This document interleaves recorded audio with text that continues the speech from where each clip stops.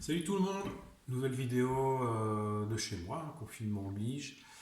Aujourd'hui on va voir la vinaigrette. C'est la recette de base que nous avons vue ensemble à l'école. Donc on va refaire une petite démo. Bien vous entraîner chez vous, très important, j'insiste sur chaque vidéo, mais bien s'entraîner. Alors pour ce faire on a besoin de vinaigre blanc, de la moutarde normale ou moutarde à l'ancienne, comme vous préférez. Moi ici je suis parti sur une moutarde à l'ancienne, je trouve que c'est un peu plus de goût.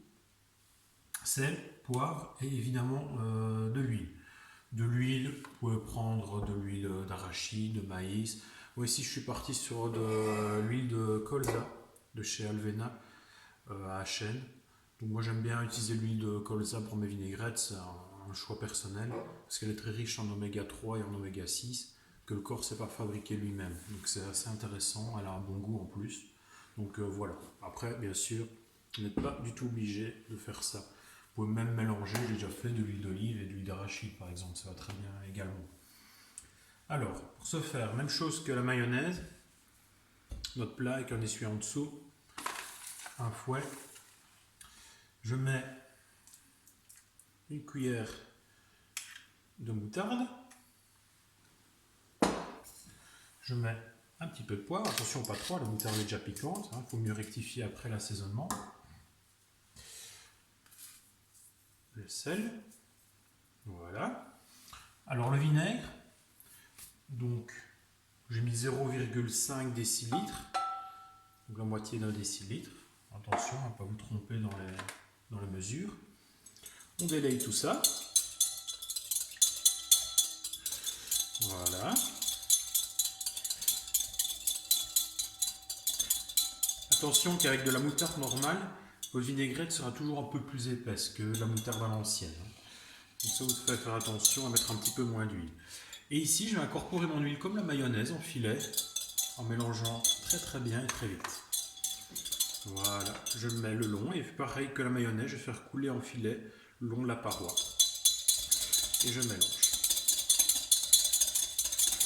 Voilà.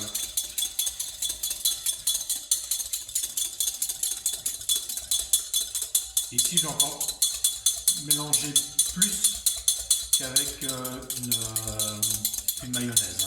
Pour vraiment avoir une belle émulsion, c'est très important. En incorporant, on fouette.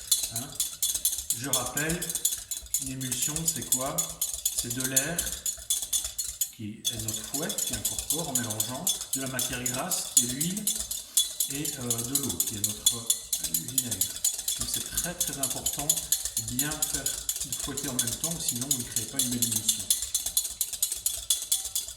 Vous voyez, pareil que la mayonnaise, vous voyez, ça ne se dissocie pas. Et on va incorporer. Donc pour 0,5 décilitres de vinaigre, on incorpore 3 litres, plus ou moins, 3 décilitres d'huile, pas 3 litres, pardon, 3 décilitres. Voilà, bien mélangé, on voit que ça s'épaissit. Une fois que ça commence à bien prendre, je peux verser un petit peu plus vite mon huile. Après, bien rectifier l'assaisonnement en sel et poivre. Vous pouvez également incorporer persil haché, oignon haché. Maintenant, si vous préférez, vous pouvez mettre des échalotes hachées avec ou des oignons rouges, de la ciboulette, de l'estragon, par exemple. Et à la place de mettre du vinaigre d'alcool, comme j'ai mis, vous prenez du vinaigre d'estragon. Comme ça, vous faites une petite vinaigrette à l'estragon. Voilà.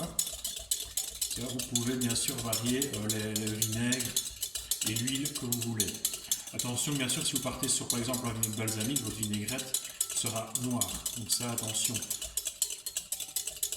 Voilà, vous voyez la consistance qu'elle attrape. Je ne vais même pas mettre toute l'huile, on est bien là. Voilà. Voilà, regardez, on a une belle vinaigrette. Je n'ai plus qu'à incorporer mes herbes et mes oignons ou échalotes hachées, comme vous voulez.